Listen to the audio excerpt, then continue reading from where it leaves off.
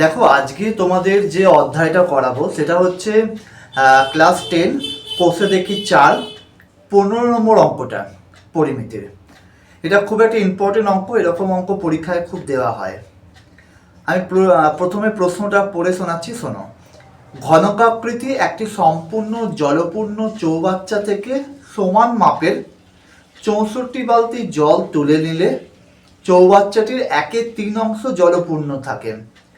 চৌবাচ্চাটির একটি ধারের দৈর্ঘ্য 1.2 মিটার হলে প্রতিটি বালতিতে কত লিটার জল ধরে হিসাব করে লিখি। দেখো, এই যে অঙ্কটা এখানে দেখো কি বলেছে, চৌবাচ্চাটা কেমন ঘনক আকৃতি, মানে ঘনক আকৃতির। আচ্ছা, মানে এখানে যে ফর্মুলাগুলো ব্যবহার করা হবে সেটা ঘনকের ফর্মুলা ব্যবহার করা হবে। এবার কি বলছে, দেখো চৌবাচ্চা বানানটা এখানে ভুল আছে, মানে আকার হবে চৌবাচ্চা। চৌবাচ্চা থেকে সমান মাপের 64 বালতি জল তুলে নিলে চৌবাচ্চাটির 1/3 অংশ জলপূর্ণ থাকে। মানে 64 বালতি জল তুলে নেওয়ার পর 1/3 অংশ জলপূর্ণ থাকে, মানে 1/3 অংশ জলপূর্ণ মানে বাদ বাকিটা খালি থাকে। তা প্রথমে আমি এই যে চৌবাচ্চাটা আয়তন বার করব। চৌবাচ্চাটার আয়তন মানে চৌবাচ্চাটার একটা ধারের দৈর্ঘ্য হচ্ছে 1.2 মিটার। তাহলে চৌবাচ্চাটির একটা ধারের দৈর্ঘ্য যদি মানে একটা বাহুর দৈর্ঘ্য 1.2 মিটার হয়, তাহলে ঘনকাকৃতি চৌবাচ্চাটির আয়তন কত হবে? তাহলে বাহুর দৈর্ঘ্য ইন্টু বাহুর দৈর্ঘ্য। তাহলে আমি 1.2 ইন্টু 1.2 ইন্টু 1.2, আর যেহেতু এটা আয়তন বার করছি তাহলে ঘন মিটার কথাটা ব্যবহার করতে হবে। ঠিক আছে, গুণটা করে নেবে। আমি গুণটা এখানে গুণ করে লিখেছি 1.728 ঘন মিটার। এবার দেখো এখানে আমরা ঘন মিটার থেকে ঘন ডেসিমিটারে কনভার্ট করব। এবার তোমরা এখানে দেখবে, দেখো 1000 দিয়ে গুণ করেছি, মানে ঘন মিটার থেকে ঘন ডেসিমিটারে আনতে 1000 দিয়ে গুণ করেছি। তোমরা বলতে পারো যে মিটারের পর তো ডেসি, তাহলে মিটার থেকে ডেসিতে আনতে গেলে 10 দিয়ে গুণ করতে হবে। 1000 দিয়ে কেন গুণ করেছি? দেখো খুব ইম্পর্টেন্ট জিনিস এটা, ঘন কথাটা ব্যবহার করা আছে। ঘন মানে হচ্ছে আয়তন, আর ঘন মানে হচ্ছে কিউব।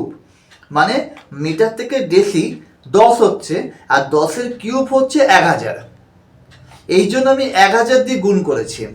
ঠিক একই রকমভাবে তোমরা যখন অঙ্ক করবে, ধরো বর্গ মিটার আছে, হ্যাঁ বর্গ ডেসিমিটার যদি করো 10-এর স্কোয়ার হবে, মানে 100 দিয়ে গুণ করতে হবে। আমরা জেনারেলি কি করি, মিটার থেকে ডেসি এরকম করি, কিন্তু কখনো ঘন মিটার থেকে ঘন ডেসিমিটার বা বর্গ মিটার থেকে বর্গ ডেসিমিটার করি না। যদি করি আমাদেরকে এই ফর্মুলা ইউজ করতে হবে। যাই হোক, ঘন মিটার আছে, ঘন মিটার থেকে ঘন ডেসিমিটারে কনভার্ট করেছি বলে 10-এর কিউব মানে 1000 দিয়ে গুণ করেছি। 1728 ঘন ডেসিমিটার হলো। এবার এখানে একটা খুব ইম্পর্টেন্ট জিনিস, জলের ক্ষেত্রে 1 ঘন ডেসিমিটারে এই জন্য বার করলাম, 1 ঘন ডেসিমিটার মানে হচ্ছে 1 লিটার, এটা আমরা জানি। তাহলে এই যে 1728 ঘন ডেসিমিটার লিখেছি, আমরা এর জায়গায় 1728 লিটার লিখতেই পারি, কারণ 1 ঘন ডেসিমিটার মানেই হচ্ছে 1 লিটার। তাহলে এই যে ঘন ডেসিমিটার কথাটা ব্যবহার করা আছে, এখানটা আমরা লিটার লিখতেই পারবো। তাহলে এটা হচ্ছে চৌবাচ্চাটা আয়তন বেরোলো, মানে চৌবাচ্চাটায় এতটা পরিমাণ জল থাকতে পারবে। এই যে 1728 মানে 1728 লিটার জল থাকতে পারবে, আয়তন মানে হচ্ছে ওটাই। এবার কি বলেছে, সমগ্র চৌবাচ্চাটির 1/3 অংশ জলপূর্ণ থাকে, মানে জলপূর্ণ আছে মানে জলে ভর্তি আছে। মানে এই যে 1728 লিটারের 1/3 অংশ জল রয়েছে, মানে 1728 ইন্টু 1/3 576 লিটার জল রয়েছে। আমরা কাটাকুটি করে বার করলাম, 576 লিটার জল রয়েছে। তাহলে বাদ বাকিটা জল নেই, মানে চৌবাচ্চা থেকে জল তুলে নেওয়া জলের পরিমাণটা কত হবে? টোটাল 1728, তার মধ্যে জলপূর্ণ রয়েছে হচ্ছে 576 লিটার। তাহলে বিয়োগ করলে পেয়ে যাব 1152 লিটার। তাহলে চৌবাচ্চা থেকে তুলে নেওয়ার জলের পরিমাণ হচ্ছে 1152 লিটার। এইটুকু বোঝা গেল। মানে আবারও একবার বলছি, মানে এটা তুলে নেওয়া জলের পরিমাণ হচ্ছে 1152 লিটার, মানে 576 লিটার জল আছে, আর টোটাল আয়তন হচ্ছে 1728, তার মধ্যে তাহলে বাদ বাকিটা হচ্ছে তোমার তুলে নেওয়া হয়েছে জলটা, 1152 লিটার জল তুলে নেওয়া হয়েছে। এবার দেখো তুলে নেওয়া কি দিয়ে হয়েছে, বালতি করে 64 বালতি জল তুলে নেওয়া হয়েছে সমান মাপে। আমি ধরে নিচ্ছি প্রতি বালতিতে জল ধরে x লিটার, তাহলে 64 বালতিতে কত ধরবে, 64 গুণ x লিটার, কারণ 64 বালতি জল তুলে নেওয়া হয়েছে।